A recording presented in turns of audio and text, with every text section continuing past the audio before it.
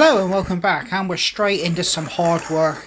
And stripping sticks, if you're doing one, it can be relaxing. Doing two, it can be therapeutic. Doing three, it can be a bit of a pain in the bum. Doing 4 or 5, you've got a fair chance you could get a repetitive strain injury. I'm always seeking a quick, easy way to strip a stick, and I've tried many tools for the job. Some just don't cut it, they don't strip easy enough. Others take too much wood from underneath the bark. So it's led me to try many things, and this is what I've come up with. This is a homemade tool, and it's taken a lot of effort on my part to get it to the point it does what I want it to do. So as you can see, it's quite simple in its design process. It's just a square bit of box section, and I've used a block planes blade, but I've reversed it because I found I've got to draw back on the actual tip of the blade, bit like a cabinet scraper.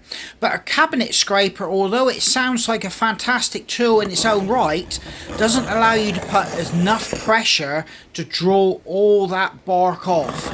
As you can see, I'm having to put a fair bit of pressure on it and move it at an angle. You don't draw back 100% straight. It has to be at an angle. And it will pull off a lot of bark.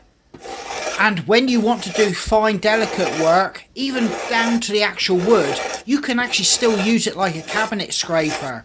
And because it takes all the strain of actually using the tool on that bit of box section, you're using your whole hand, and it's taking all the pressure off your fingers, which would then transmit up into the wrist. It gives you a fair bit of pulling power to pull back on that piece of wood. I know people say planes or spoke shaves or draw knives. I've tried them, but they really have the potential to damage the stick when you just want to take the bark off. And this particular tool here allows me to go basically as deep and hard as I want, or as soft and gentle as I want, removing as little material as I need.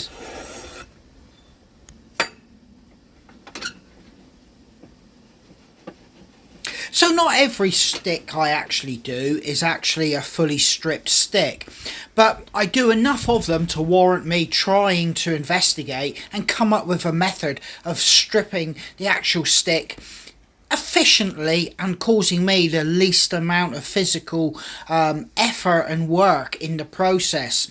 It's nothing to do with being lazy, but if you're stripping a vast quantity of these, it becomes extremely tedious on certain muscles in the body because you'll be using the same ones, and yeah, that then could lead to a repetitive strain injury.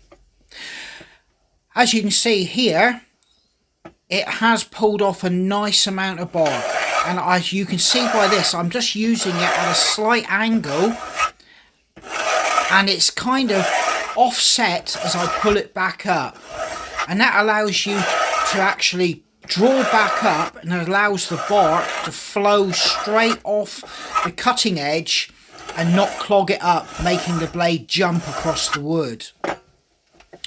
Now, I can remember one Christmas, my wrist and forearm leading up to my shoulder was absolutely aching for a couple of weeks afterwards when I was mass producing vast quantities for the Christmas rush, and I was using a knife and an inverted saw blade, and I was just drawing it back over. This actual tool actually is a game changer, and as you can see, I can use it one-handed or two-handed. It also allows me to do some fine, delicate work.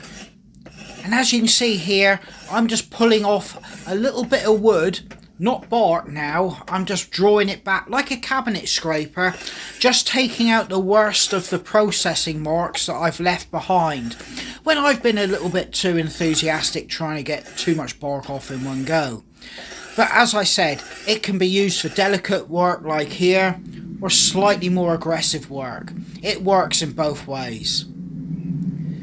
And it's produced not a bad overall quality of stick. You can see where it's bit into the wood there, and I'm just going to trim that up with a spoke shave just to finish it up. and from here I'll go straight into the sanding and go down through the multiple grades to get the desired result I want.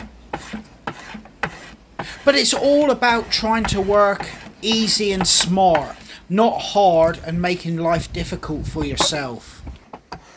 So I've welded the blade in different positions and different lengths on that little bit of box section as the handle, and I've come up with the best fit for myself and which allows me to draw the most wood off without overstressing myself. I've now painted it to give it a little bit more of a professional look, even though my welding has a lot to be desired. But that's all that's really left to be said about this little homemade tool. This is Andy from Folklore Hike and Stick Workshop. Take care, stay safe, and I hope to catch you guys out on the trail.